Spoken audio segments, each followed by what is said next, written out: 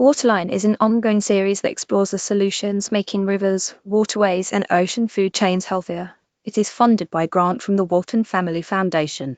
This story has been co-published by Reasons to be Cheerful and the Outrider Foundation. In late spring last year, Betty Hodgson, president of the Nova Scotia non-profit group Friends of the Pugwash Estuary, sat in the bow of a small boat with Kristina Boerder, a marine biologist at Dalhousie University, as they maneuvered the Dingy through the shallow estuarine waters that flow undaunted into Canada's Northumberland Strait. The pair leaned over the boat's edge, scanning below the rippling surface for any sign of silver-green ribbon blades of eelgrass. What they were really looking for was hope. Living in shallow water along the intertidal coastlines and estuaries of more than 120 of the country's eelgrass, or Zostera marina, is part of the seagrass family of plants and the most common seagrass species in Canada. Despite covering just 0.2% of the seafloor, seagrasses account for an estimated 10% of all the carbon stored by the world's oceans. They are also able to capture carbon from the atmosphere up to 35 times faster than tropical rainforests such as the Amazon. Globally, however, seagrasses have declined almost 30% since the late 1800s. At current rates, it's estimated that a football field's worth of seagrasses disappears every second. Scientists don't yet know all the reasons for the plant family's decline, but they do know some of the major stressors, not least climate change and its associated impacts, such as warming seawaters, ocean acidification, and increasingly intense storm surges.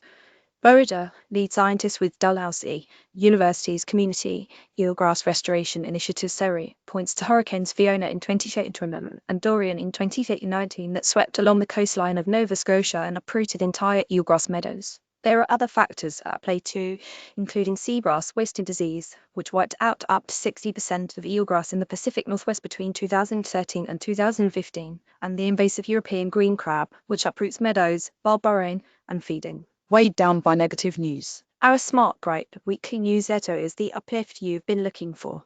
These pressures are compounded by human activities such as coastal development, overfishing, and pollution. The result is that this once thriving climate hero is up against the ropes. It's something Hodgson knows well. Local people will call me, she says, and say, I always cut eelgrass for my garden and there's no eelgrass anymore.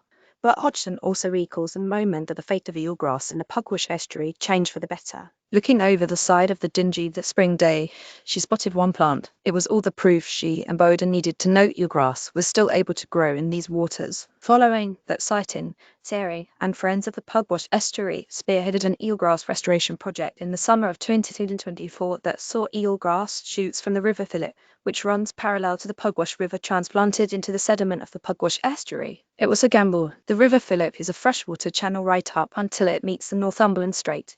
By contrast, Hodgson points out, the Pugwash Estuary is a brackish mix where the cold saltwater of the Northumberland Strait presses inland to meet the river's fresh current.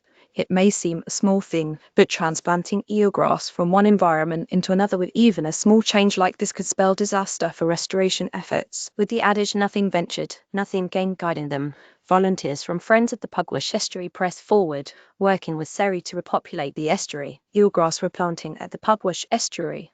Credit to SERI, we had an eelgrass planting party, Hodgson says, and invited people from the community to come out and get wet and muddy, which they did and had a ball. The newly restored meadow took off, and a year later, according to Hodgson, it was 300 to 400% larger in area than when it was first planted. Restoring eelgrass meadows and outsmarting some of the stressors causing its decline is also top of mind on the opposite side of the continent, on Washington State's San Juan Islands. Here the story is strikingly similar to Pugwash Estuary. There are locations such as Westcott Bay and False Bay on the island that apparently used to be full of eelgrass, says Mitch McCloskey, eelgrass conservation manager for the San Juan Islands Conservation District.